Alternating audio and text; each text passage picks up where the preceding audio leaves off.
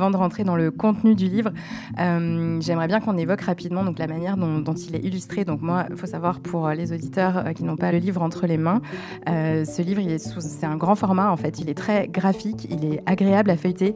D'ailleurs, il peut se lire de manière aussi non linéaire, sans problème.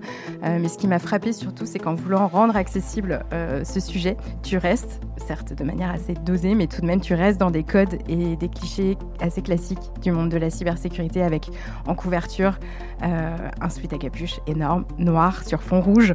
Il y a même une espèce de masque en ombre dans la capuche qui fait un peu peur. Alors du coup, pourquoi avoir fait ce choix pour communiquer avec le grand public sur ce sujet ? Alors c'est un choix équilibré parce qu'en fait, il faut attirer. Quand on est dans le grand public, il faut aussi parler les codes de ce que les gens ont l'habitude de voir en cybersécurité. Et c'est vrai, et pourtant je m'en plains souvent, de cette image du sweat à capuche. Ah, tu t'en plains quand même. Et je m'en plains. Et je m'en plains souvent. Et justement, parce que tu n'es pas venu en sweat à capuche, là. Non, ça n'est pas effectivement ma tenue de travail habituelle. Et justement, le livre, au début avec Hachette, on était dans une orientation très menace, très attaque. Mais moi, j'ai dit, non, je ne veux pas faire que ça. Je veux aussi parler du côté positif, du côté, finalement, des hommes et des femmes qui, aujourd'hui, travaillent dans ce secteur, qui, aujourd'hui, apportent, finalement, leur valeur ajoutée et font qu'il y a des métiers qui sont passionnants et extrêmement intéressants en cybersécurité. Et c'est pour ça que, alors là, on est en audio, on ne le verra pas, mais pour ceux qui auront le livre entre les mains, vous verrez que le livre a sa première partie qui est rouge et où on voit, justement, le personnage un peu menaçant.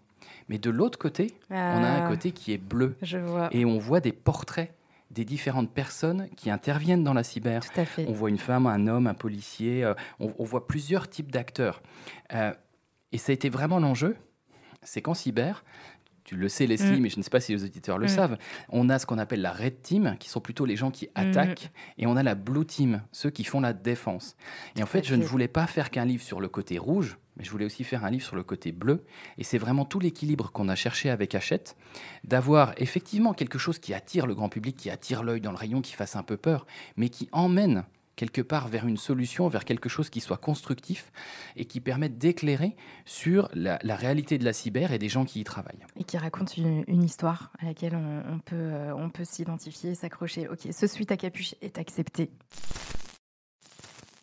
Merci à tous d'avoir suivi cet épisode du monde de la cyber. Si vous êtes arrivés jusqu'ici, c'est que vous commencez à bien accrocher à ce podcast. Alors si vous voulez découvrir les coulisses et être au courant de toutes les actus, je vous donne rendez-vous sur notre compte Instagram, Le Monde de la Cyber. Et n'hésitez pas aussi à vous abonner au podcast et à me laisser un petit commentaire sur Spotify ou Apple Podcast. Ça m'aide beaucoup à faire grandir le projet et ça me fait super plaisir de lire tous vos petits messages. Merci à vous et à très vite dans le monde de la cyber.